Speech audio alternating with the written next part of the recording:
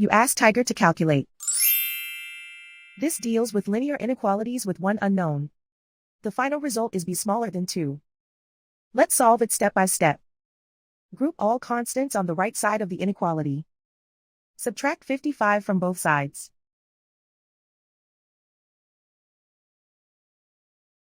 Group like terms.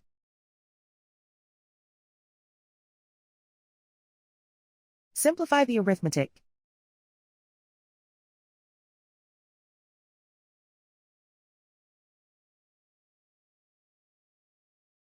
Isolate the b.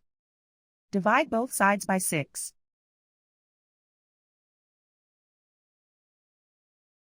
Simplify the fraction.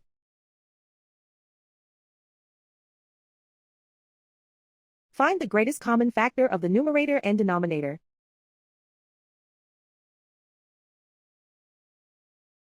Factor out and cancel the greatest common factor.